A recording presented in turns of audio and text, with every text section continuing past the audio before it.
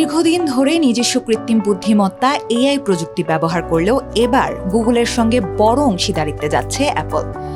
আগামী প্রজন্মের AI feature, বিশেষ করে ডিজিটাল সহকারী সিরি চালাতে গুগলের জেমিনাই এআই প্রযুক্তি ব্যবহার করবে প্রযুক্তি জায়ান্টটি। 13 জানুয়ারি প্রকাশিত এক যৌথ বিবৃতিতে দুই প্রতিষ্ঠান এই তথ্য জানিয়েছে। দীর্ঘমেয়াদী এই চুক্তিতে অ্যাপলের নতুন এআই প্রকল্পের মূল ভিত্তি হিসেবে কাজ করবে গুগলের প্রযুক্তি।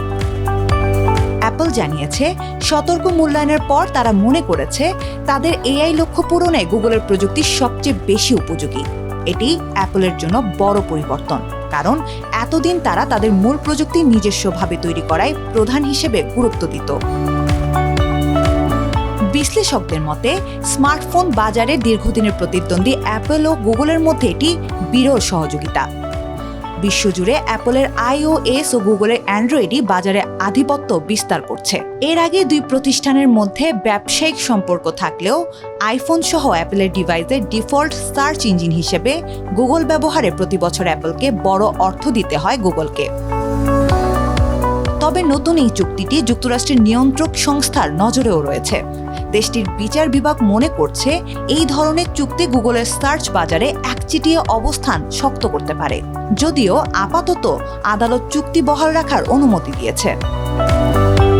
নতুন এই এআই চুক্তি নিয়ে সমালোচনা করেছেন টেসলা ও এক্সের মালিক ইলন মাস্ক। তিনি একে প্রতিযোগিতা বিরোধী বলে আখ্যা দিয়েছেন। তার মতে, অ্যান্ড্রয়েড ও ক্রোমের মতো প্ল্যাটফর্মের পাশাপাশি এআই ক্ষেত্রেও গুগলের ক্ষমতা আরও কেন্দ্রীভূত হচ্ছে। অ্যাপল গুগলের পাশাপাশি ওপেন এআই, অ্যানথ্রোপিক ও পারপ্লেক্সিটির সঙ্গেও অংশীদারিত্ব বিবেচনা করেছিল, তবে শেষ পর্যন্ত জেমিনাইকেই বেছে নেওয়া হয়েছে। চুক্তির আর্থিক শর্ত এখনও প্রকাশ করা হয়নি, তবে ঘোষণার পর গুগলের মূল প্রতিষ্ঠান অ্যালফাবেটের শেয়ার মূল্য প্রথমবারের মতো $4 ট্রিলিয়ন ছাড়িয়েছে। সাম্প্রতিক সময়ে অ্যাপলের এআই খাতে ধীরগতি নিয়ে প্রশ্ন উঠেছিল। গত ডিসেম্বরে এআই বিভাগের প্রধান পদত্যাগ করেন এবং সিরি উন্নত সংস্করণ চালু হওয়ার সময়ও পিছিয়ে যায়। তবে অ্যাপল জানিয়েছে, চলতি বছরের শেষের দিকে নতুন সিরি চালু হবে।